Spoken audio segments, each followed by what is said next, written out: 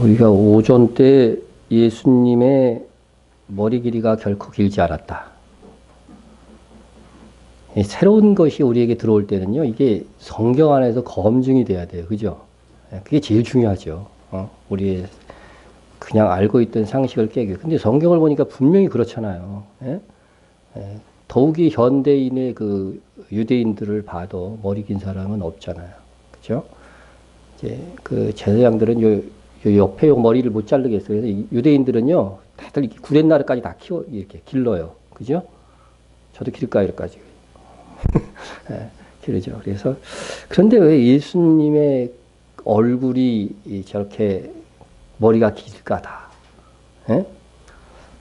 저는 이제 그런 측면에서 보면은 우리가 분명히 바울이 성경을 통해서 우리에게 일러주는 말은 머리가 길면은 그 본성이 남자들은 이게 수치라고 느낀다는 거죠. 하나님이 그건 심어줬다는 거예요. 그 본성을. 그게 의다 하고서 본성으로 심어준 건데, 예? 예수님의 머리가 이렇게 긴 것을 이렇게 늘 보다 보면 머리 긴 게 무슨 죄야. 본성을 거스리는 마음들을 암암리에 심어주는 효과가 있다는 거예요. 마귀로서는. 그죠?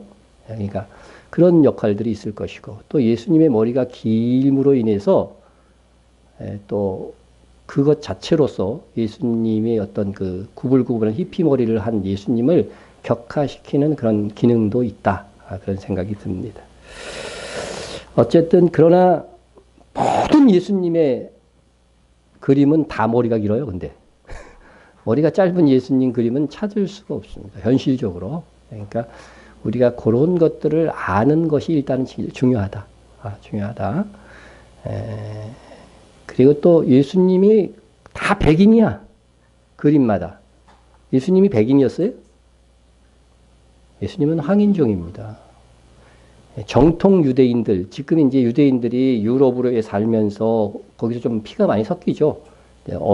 어머니를 이제 뭐 유럽인하고 이렇게 결혼하면서 아무래도 유럽에 살다 보니까 유럽에 많이 섞이고 또 아프리카에 살면 아프리카하고 섞이고 그렇게 되는 거죠. 그러나 정통 유대인들, 아브라함의 후손들끼리 결혼해서 쭉 내려온 사람은 다 황인종입니다. 이건 세라파딤 유대인이라고 그러죠.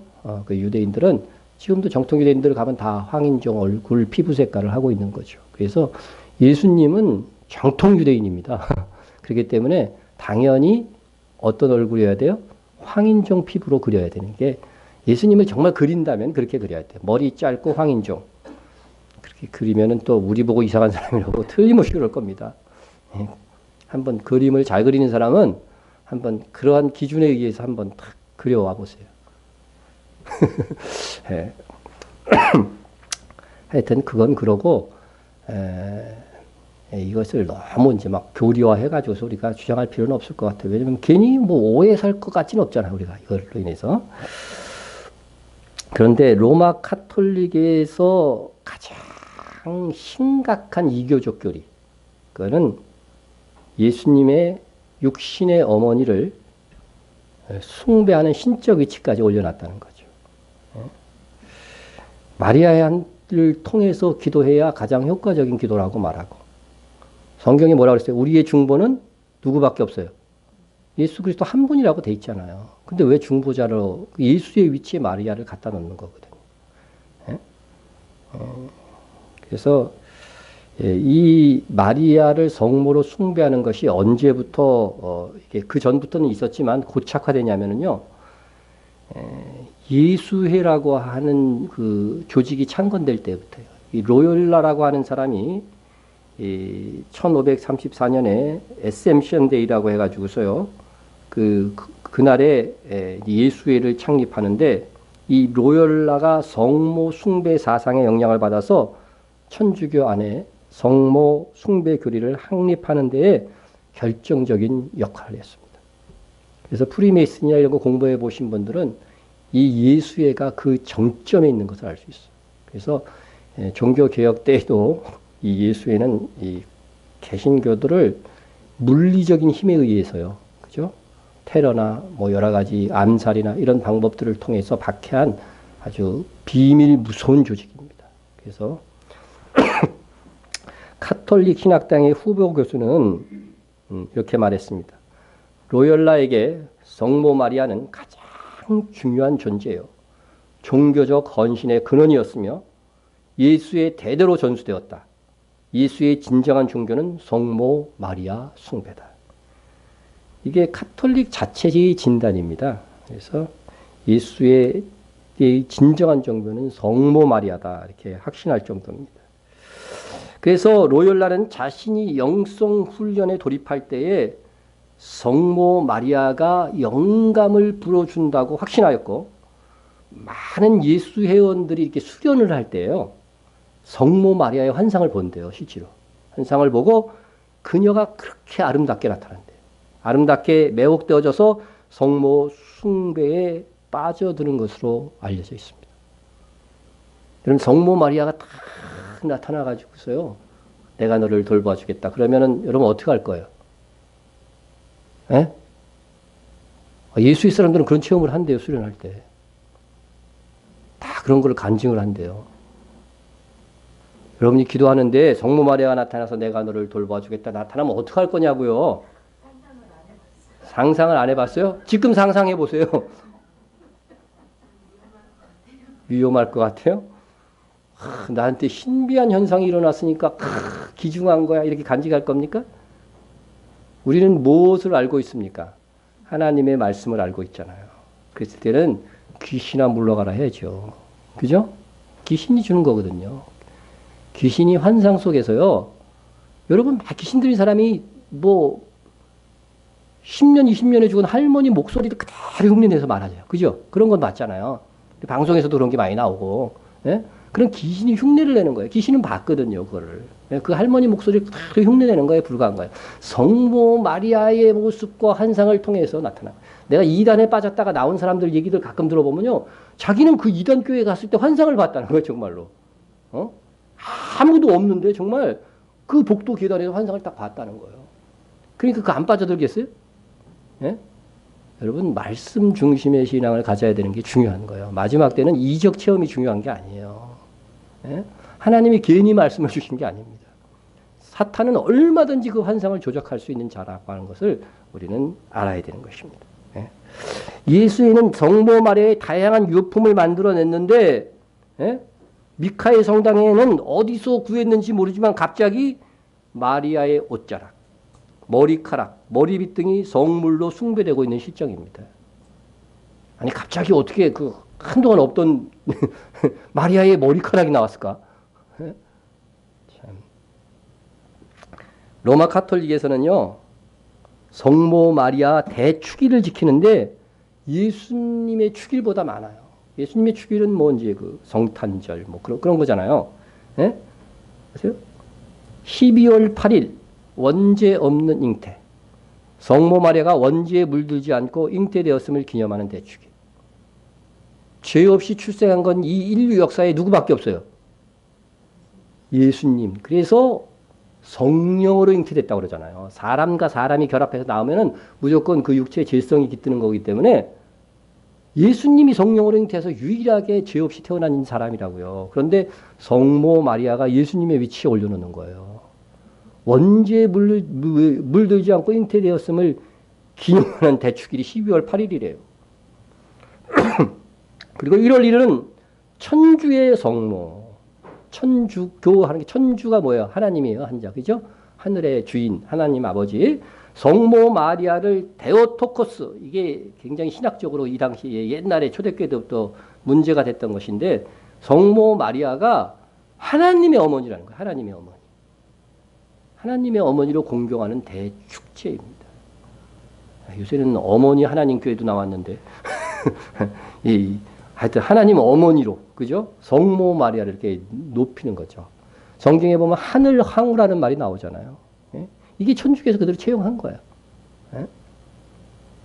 3월 25일은 성모 영보라고 그래갖고 성모 마리아가 구세주의 어머니가 될 것을 대천사 가브리엘로부터 계시받은 날.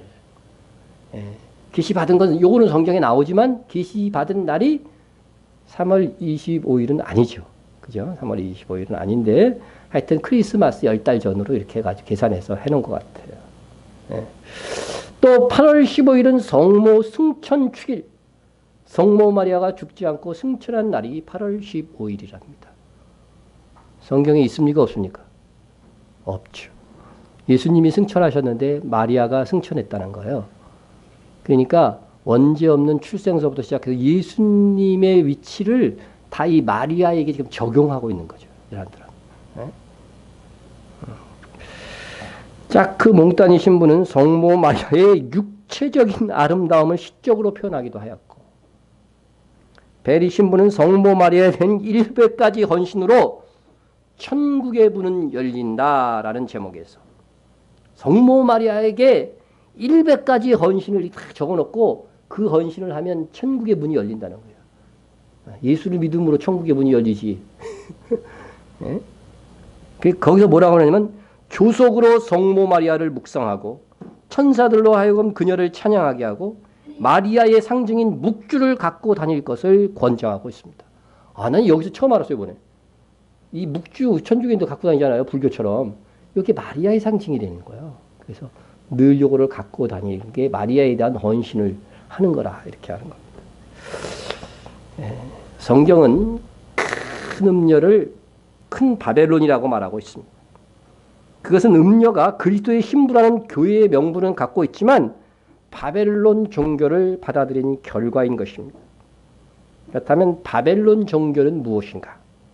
제가 많이 설명은 했지만 또 한번 간단하게 설명하자면은 창세기 10장에 바벨론 도시를 최초로 건설하고 바벨탑을 쌓아서 하나님을 대적했던 이 니무롯과 관련이 있어요.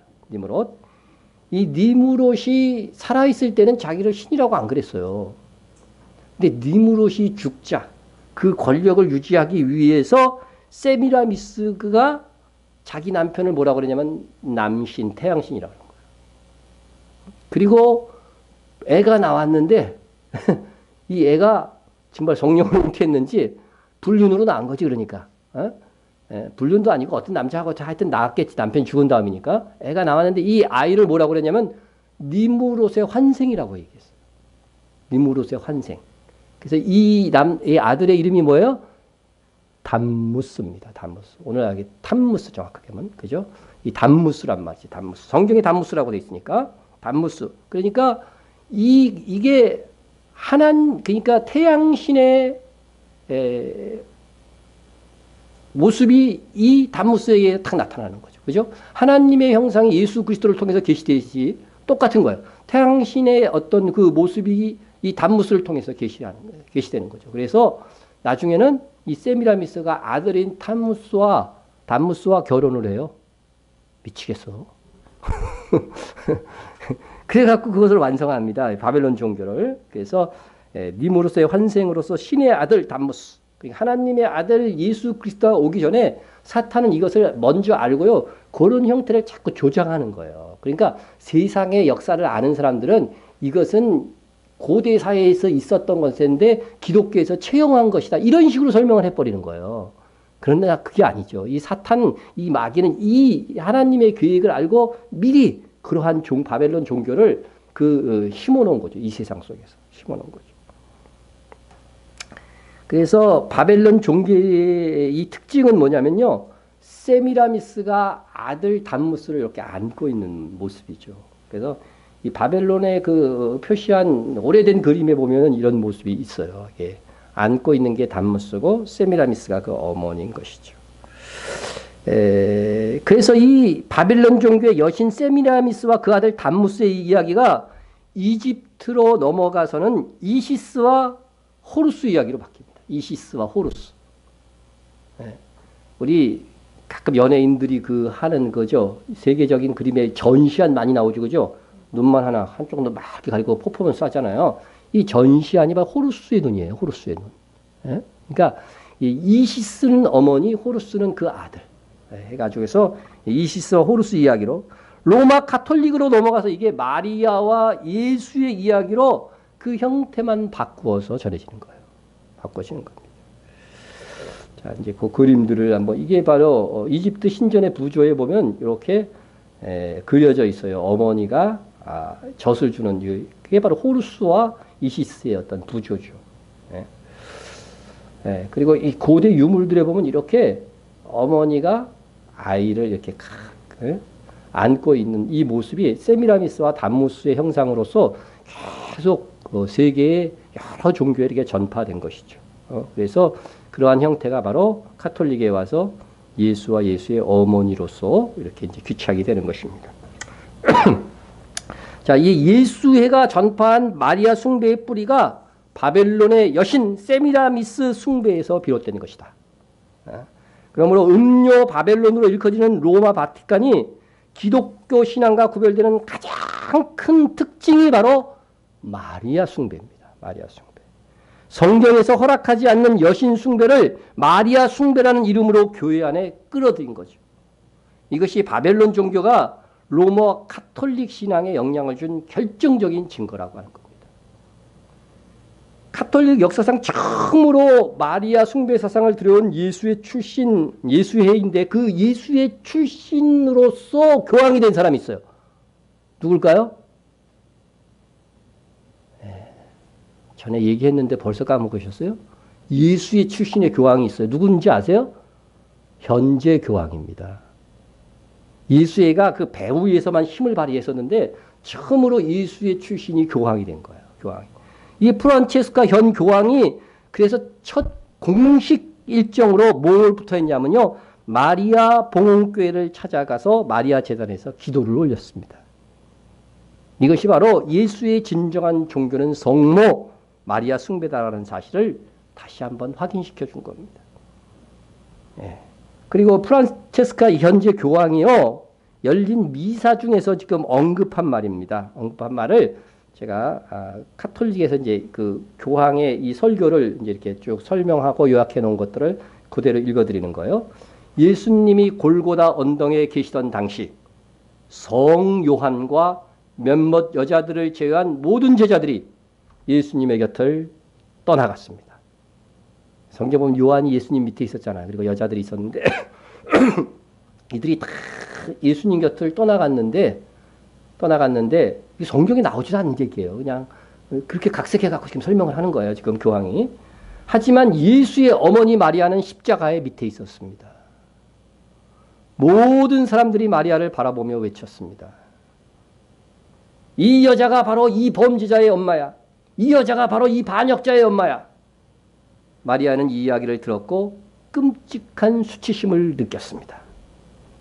성경에 없는 내용입니다. 이걸 진리라고 여러분 받아들이면 큰일 나요. 그녀는 또 그녀가 존경하는 고위 관료와 성직자들이 그녀를 배려해서 그 수치스러운 자리에서 내려오라는 권면을 들었지만 벌거벗은 모습으로 십자가에 못 박힌 아들을 떠나지 않았습니다. 마리아는 큰 고통을 겪었지만 그 자리를 떠나지 않았습니다. 그녀는 그녀가 낳은 아들을 부인하지 않았습니다. 또 이제 그렇게 하여튼 엉터리 설교를 한 거죠. 성경에도 없는 거 만들어내 갖고 교황님은 또 카톨릭 그래서 이제 그대로 설명을 하는 겁니다. 교황님은 또 예수님은 우리를 고와 같이 벌어두지 않을 것이라고 약속하셨는데 십자가에서 그의 어머니를 우리의 어머니로 주셨습니다라고 말하셨습니다. 성경에 나와요, 안 나와요? 안 나오죠. 안 나와. 다만 요한에게 뭐라고 그랬어요? 마리아를 자기 육신의 어머니를 이제부터 내 어머니다. 이렇게 한 거지. 그 모든 사람의 어머니로 마리아를 정했다. 이거 없는 거예요. 성경에도 없는 거죠. 우리 그리스도인들에게는 어머니가 계십니다. 예수의 어머니가 곧 우리의 어머니입니다. 이런 식으로 전기를 나가는 거예요. 우리에겐 아버지가 계십니다. 예수님의 아버지 곧 우리의 아버지입니다. 우리는 고아가 아닙니다. 야, 하나님 아버지와 마리아를 동일시하는 거예요. 하나님 아버지는 예수님의 아버지고, 그죠? 마리아는 육신의 어머니인데도 불구하고 하나님과 동거기는 하늘의 어머니로 이렇게 한 거예요. 그래서 그걸 축일로도 지금 지키고 있는 거죠. 그녀는 마리아는 우리가 고통받는 순간 어머니가 되어 우리를 돌보시며 하나님이 돌보시는데 마리아가 우리를 돌보시며 우리를 부끄러워하지 않고 변호해 주십니다. 정말 성경에서 마리아는 명백하게 사람입니다. 자신에 대해서 뭐라 그래요? 그의 여종의 비천함을 돌보셨습니다. 예? 하나님의 여종이라고 자기가 마리아 입술로 그대로 한 게 성경에 기록되어 있잖아요. 예? 근데 어떻게 마리아가 하나님의 어머니가 되고 마리아를 통해 우리 기도를 듣고 우리를 돌보아 줄 수 있다는 거예요. 예? 우리의 보혜사로 오신 분은 성령님 뿐이고 우리의 중보는 오직 예수 그리스도 뿐이십니다. 매일 기독교를 변질시키는 거예요. 예? 예수님께서 십자가 지시기 전에 이 말씀을 하셨죠. 내가 아버지께 구하겠으니 그가 또 다른 보혜사를 너희에게 주사 영원토록 너희와 함께 있게 하리니. 예? 내가 너희를 고와 같이 버려주지 않고 너희에게 오리라. 이거를 교황이 인용한 건데, 그죠? 고와 같이 버려주지 않고 누구를 보냈다는 거예요? 마리아를 우리의 어머니로 줬다는 거 아니에요. 근데 예수님께서 말씀하신 건 무엇을 얘기를 한 거예요? 보혜사 성령을 보내사 우리를 어떻게 해요? 고와 같이 버려두지 않고 돌보시겠다고 하는 의미로 얘기한 거예요. 그러니까 이건 성령의 위치도 마리아가. 그러니까 보면 마리아를 예수의 위치에 갔다가 성령의 위치에 갔다가 또 하나님 어머니니까 하나님 아버지와 동급으로 봤다가. 예? 카톨릭은 마리아를 숭배하는 근거를 어디서 갖고 왔냐면요. 성경에 있대요. 성경에. 그들이. 근데 그 성경 구절을 그냥 읽어보면 상식적으로요. 문맥을 따라 그냥 우리 보통 사람이 읽어도 억지 주장이라는 것이 그냥 알 수 있을 정도예요.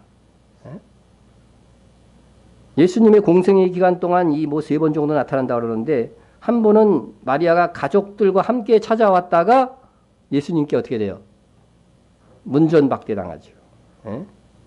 그거 한번 볼까요? 예수님을 찾아왔어요. 그 이제 형제들하고 같이. 그랬더니 한 사람이 예수께 여짜오되 보소서 당신의 어머니와 동생들이 당신께 말하라고 밖에 서 있나이다 하니 말하던 사람에게 대답하여 이르시되 예수님이 뭐라고 예배했어요? 누가 내 어머니며 내 동생들이냐 하시고 어머니와 동생들이 찾아왔는데 누가 내 어머니면 내 동생이야? 이렇게 말씀하시고 누가 진정 내 어머니며 내 동생이냐 하는 것들을 명확하게 하셨어요. 예? 손을 내밀어 누구를 가르쳤어요? 제자들을 가르치면서 얘기했어요. 이 제자들이 누구라는 거예요? 내 동생들이고 내 어머니라고 하는 거예요. 내 가족이라고 하는 거예요. 나의 어머니와 나의 동생들을 보라! 이렇게 말하면서 제자들을 가르친 그 의미를 설명하는데 누구든지예요. 누구든지. 이거는 제자를 넘어서서 그죠? 누구든지 하늘에 계신 내 아버지의 뜻대로 하는 자가 내 형제요 자매요 어머니이니라. 예? 그러니까 마리아하고 누구를 동급으로 본 거예요? 하나님의 뜻을 행하는 우리 성도들이나 마리아나 뭐 예수님의 동생이나 다 똑같다는 거예요. 영적으로 보면 다 그런 거죠. 영적으로 보면 똑같은 존재지 신이 아니고 그냥 인간이에요. 인간. 예? 그러니까 현재 교황은 예수님과 성령의 역할을 마리아라고 이게 말했으니까 마리아를 숭배하는 이 예수계 출신의 첫 번째 교황 프란체스코의 이 언급은요. 정말 소름 끼칠 정도의 신성모독적 발언이에요.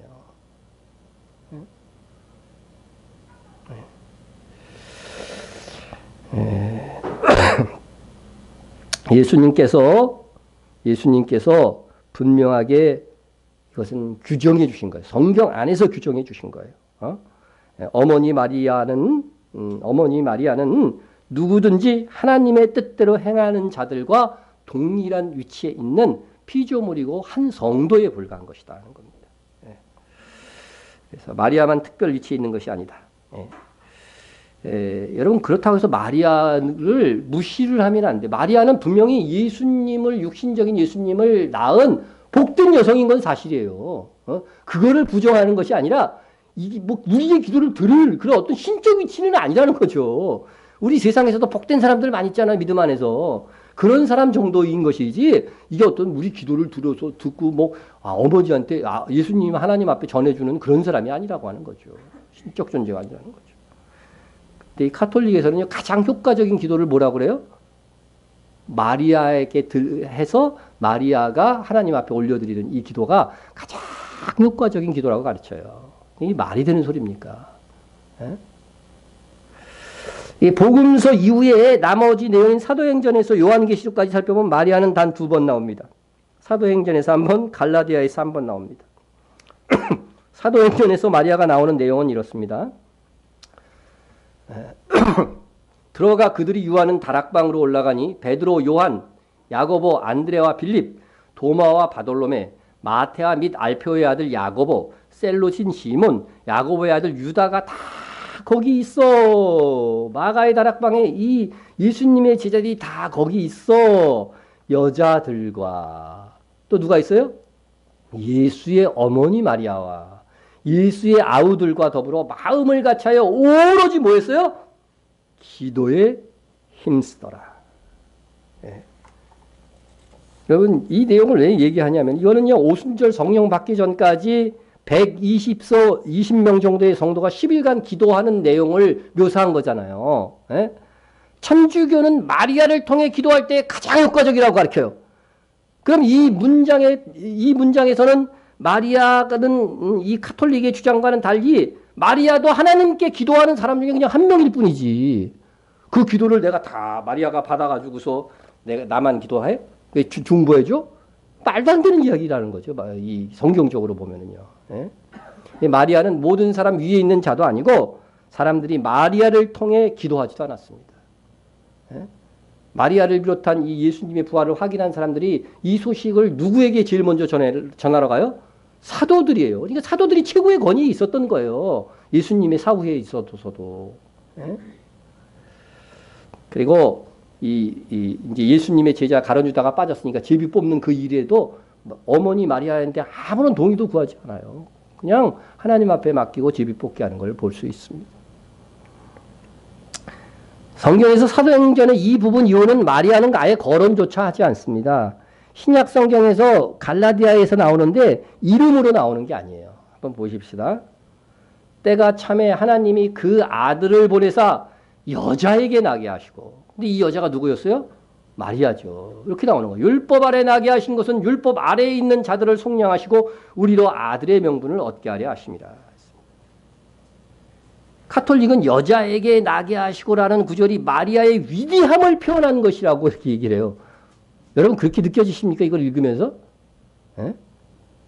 이거는 상식적으로 읽어봐도 마리아가 위대하다는 의미가 아니라 예수님께서 하나님이심에도 불구하고 한낱 여자에게서 나는 존재로 자기를 자처했다는 거죠. 또 율법 아래에 있는 우리를 구원하기 위해서 율법 아래에 있는 비천한 존재로 출생했다는 것입니다. 에? 여러분 율법 아래에 있다는 말이 무슨 말이에요? 율법을 성경에 보면 폐하여졌다는 말도 있고 율법은 1.1획도 변하지 않는다는 말씀도 있죠. 그죠? 예. 여러분 율법주의가 폐하여진 거예요. 다시 말해 정확하게 얘기하면 율법 아래에 있다 하는 이런 표현은 뭐냐면요. 성경의 구약의 율법들 있잖아요. 십계명도 율법이잖아요. 그 율법대로 살지 않으면 어떻게 하는 거예요? 율법 안에서 저주가 선포되어 있는 거예요. 그게 바로 율법 아래에 있는 거예요. 그러니까 율법 아래에 있는 사람은 다 죽게 생겼어요. 다 죽어요. 그거 다 지키지 못하니까. 십계명 지금까지 완벽하게 지키는 사람 손 들어봐요. 없죠? 다 되줘야 돼요. 다 죽어야 된단 말이죠. 예? 그러나 우리는 율법 아래 있지 않다는 거예요. 어디 아래 있어요? 예수 그리스도의 은혜 아래 있는 거예요. 은혜 아래. 예? 그래서 죄를 졌음에도 불구하고 그 죄가 어떻게 돼요? 결코 그리스도 안에 있는 자들에게는 정죄함이 없나니 죄로 인정되지 않아요. 예수님이 다 담당하셔 주셨으니까. 예수님만 믿으면 그래서 의롭게 된다는 거예요. 믿음으로 의롭게 된다는 거죠. 예? 그 일을 위해서 예수님이 사람에 불과한 한 여자의 몸을 빌려서 났다는 건데 예? 여자에게 나게 하신 것을 아주 예수님을 극존치후로 마리아를 옮기고 영광의 위치에 올려놓은 이런 표현이라고 이렇게 말하는 이 카톨릭은 제정신인가? 예? 그리고 성경 해석의 권한이 저 교황 그 사제들밖에 없으니까 그 사람들이 그렇게 얘기하니까 그 카톨릭 신장 그냥 믿는 거예요.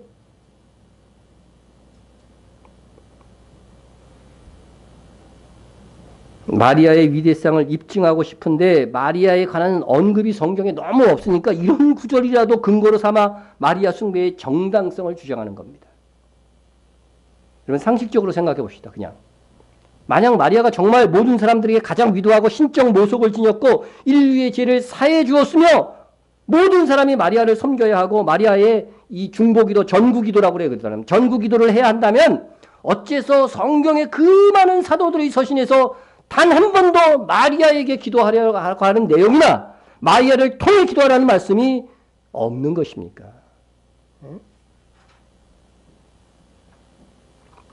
그것이 정말로 사실이라고 한다면 성경 한 군데라도 명확하게 지시가 있어야 되죠. 가톨릭 교회, 세계 최고의 교회에서 최대의 교회에서 가장 중요하게 여기는 내용인데 성경에서 명확하게 한 구절이라도 있어야지. 에? 두리뭉실 가지고 그걸 갖고 주장한단 말이에요, 이 사람들이. 에? 따라서 누가 성경을 읽든지 직접 성경을 읽어본다면 마리아 성김이 미친 짓이라는 것을 깨닫게 되는 데는 높은 IQ가 필요한 것이 아닙니다. 그냥 일반적인 상식과 깨끗한 양식, 선입감 없이 그냥 읽으면 돼. 아, 이게 마리아 숭배사상은 정말 경경에 나오지 않는구나. 그 누구나 읽을 수 있다는 거죠. 여러분이 성경을 한 번 읽고 두 번 읽고 몇 번씩 읽어본 분들이 계실 거예요. 그 성경을 읽으면서 정말 마리아를 섬겨야 되겠다. 그런 마음이 솟아난 구절이 단 한 구절이라도 있었습니까? 없잖아요, 성경에. 하나님의 말씀을 정직히 읽는 사람은 마리아 숭배를 할 수 없으므로 마리아에게 기도하고 숭배하는 행위를 하는 자는 스스로 죄를 쌓는 거예요. 스스로 죄를 쌓는 겁니다. 그래서 나는 이 가톨릭에서 성경을 정확하게 읽는 사람들이 계속해서 가톨릭이 마리아 숭배를 하는 것, 그것은 하나님 앞에 가서 핑계할 수 없다고 생각해요. 이단에 속한 사람은 한두 번 훈계한 후에 어떻게 하라고 했어요? 멀리하라.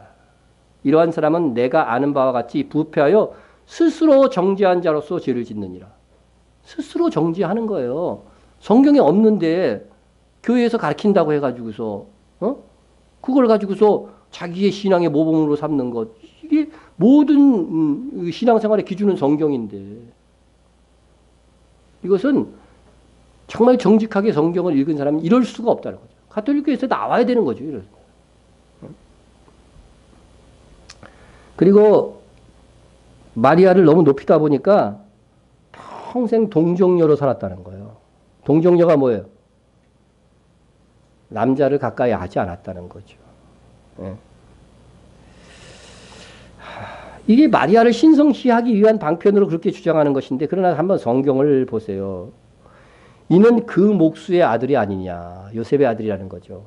그 어머니는 마리아, 그 형제들은 야고보, 요셉, 시몬, 유다라 하지 않느냐. 그 누이들은 다 우리와 함께 있지 아니하냐. 여러분, 이 말씀은 예수님의 어린 시절을 잘 알고 있는 나사렛의 고향 사람들이 한 말이에요. 에?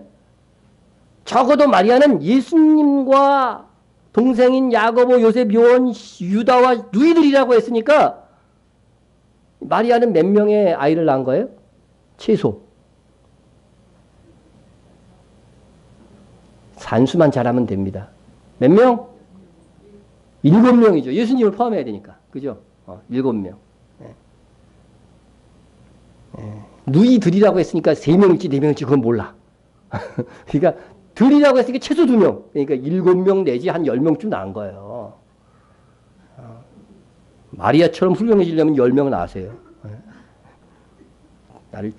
나를 죽여 잡숴 그러겠지. 그러면. 하여튼 여러분 이것도 이제 천주교에서 할 말이 없으니까 뭐라 그래요? 여기서 나오는 동생과 누이가 사촌이라고 들어요. 사촌. 아니 여기 사촌이라는 말이 어디 있어? 사촌이라는 말이. 분명히 부모 얘기하다가 그죠? 그 다음에 형제들 얘기했으면 당연히 친형제지. 우겨도 유분수지. 예. 그래서 쓸데없는 걸 자꾸 우리가 연구를 하게 돼요.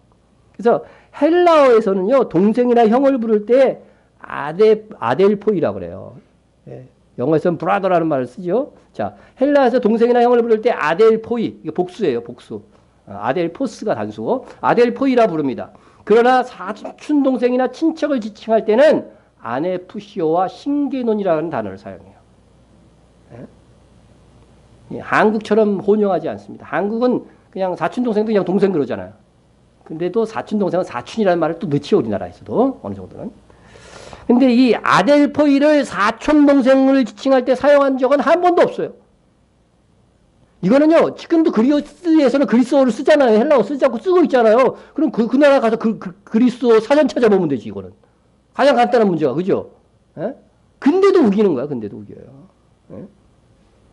육적인 친형제를 말할 때는 아델포이를 사용합니다. 그리고 영적인 의미로 하나님의 가족인 성도를 부를 때에도 아델포이를 사용하는 거예요. 그쵸? 예? 우리도 교회에서 영적인 형제일 때 형제님, 자매님 이렇게 하잖아요. 그 단어를 그대로 사용하는 것이죠. 예? 성경에 그게 나옵니다. 이것은 당연한 거죠. 성도 간의 그 영적 관계를 부를 때 친형제인 아델포이라고 해야지 사촌이나 친척 이하를 부르는 신경을 사용할 수는 없는 거죠. 예? 심지어 부모와 형제와 친척과 벗이 너희에게 넘겨주어 했을 때에 이 형제는 아델포이고요. 친척은 신게논이에요. 그러니까 사촌은요, 이 신게논에 포함되는 거예요. 헬라어에서. 예? 그래서 육적인 아버지를 아버지라고 부르듯 영적인 아버지도 아버지, 하나님 아버지라고 부르는 것과 같은 의미로서 우리 그리스도 안에 있는 형제들을 그냥 친형제를 의미할 때 이 형제라고 부르는 거죠. 그건 너무나도 당연한 거죠.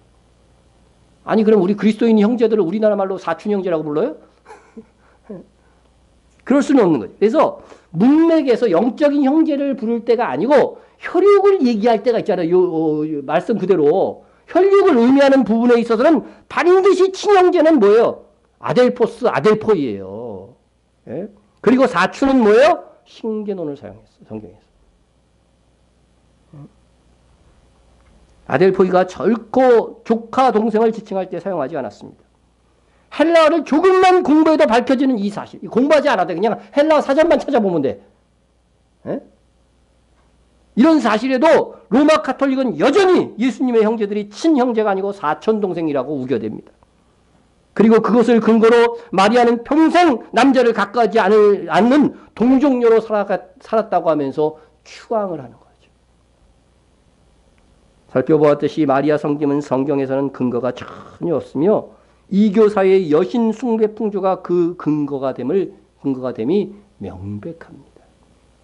초대교회 당시 하나님의 이 가르침을 따르지 않는 이교사에서 여신 숭배가 만연하고 있었어요. 성경에 보면 여신 섬기는 지역이 나오죠. 바울이 전도하다 보니까. 어디였어요? 나는 내가 아는 것을 성도들이 다 기본적으로 알고 있다는 착각에 빠질 때가 참 많아요. 예? 에베소서에서 있잖아요. 위대한 에베소 아데미신, 아데미. 예? 근데 일반적으로는 아플로디테라고 그러죠. 아플로디테. 로마에서는 비너스예요. 비너스 속옷 입지 마. 예. 이 아플로디테, 미의 여신. 이게 다 그런 섬김이 아플로디테가 그대로 마리아에게 이름만 바뀌어서 넘어오는 거예요. 넘어오는 겁니다. 또 내가 들으니 하늘로부터 다른 음성이 나서 이르되 내 백성아 거기서 나와 그의 죄에 참여하지 말고 그가 받을 재앙을 받지 말라. 그 죄는 하늘에 사무쳤으며 하나님은 그의 불의한 일을 기억하신지라. 구원받기 원하는 사람은 당장 로마 카톨릭교에서 벗어나야 됩니다. 세상의 유익과 인간관계의 연연해서 거기서 벗어나기를 주저하면 구원을 못 받습니다. 예? 문제 있는 교회에서 못 나오는 이유들이 뭔지 아세요? 그 인간관계로 얽혀 있어가지고 잘 못 나와요. 내가 이 옆에서 보면은. 예? 여러분 더 중요한 것이 무엇인지 알아야 되는 거죠. 우리는 성경 말씀에 하여서 신앙생활을 해야 하는 것이죠. 카톨릭 숭배 사상이 얼마나 성경에 비추어 거짓된 것임을 오늘 오전 오후를 통해서 살폈습니다. 아무쪼록 우리가 철저히 말씀에 근거한 교회에 있음을 감사하고 또 든든히 여기고 자랑스러워한다면 이것도 우리 주님께 기쁨을 드리는 일이 될 것입니다. 내가 무엇을 자랑스러워하는가 하는 거는요, 하나님이 보시는 거예요. 우리 중심을 보셔요. 근데 세상적인 것들을 자랑스러워하면 안 돼요. 신천지, 하나님 어머니의 교회, 여호와의 증인, 몰명고, 안식교 등 이거 이단인지 웬만한 사람은 다 알지, 그죠? 예? 그런데 정말 이 모든 음녀들의 어미라고 했던 로마 카톨릭에 대해서는요, 이단시하지 않는 것이 정말 신기한 속임수라는 거죠, 나는. 예? 경계하고 바르게 알아서 미혹됨 없이 진리를 사수하고 믿음으로 살아갑시다. 기도하겠습니다. 사랑의 하나님 아버지, 감사합니다. 우리로 진리를 알게 하여 주시고 또 로마 카톨릭의 거짓된 미혹, 바벨론화된 종교에 대하여 우리로 알게 하시니 감사합니다. 우리는 바른 진리, 바른 믿음 하에 서 있는 교회임을 자랑스럽고 감사하게 생각합니다. 우리의 믿음도 말씀 중심의 신앙을 가져서 말씀에 의거해서 잘못된 것들은 단호히 버리고 미혹되지 않을 수 있는 저희들 다 되게 하여 주옵소서. 나아가 일주일을 살 때에도 기도하며 진리 안에서 아름다운 길을 걸어갈 수 있는 저희들 다 되게 하여 주옵소서. 예수님의 이름으로 기도드립니다. 아멘. 주기도로 예배를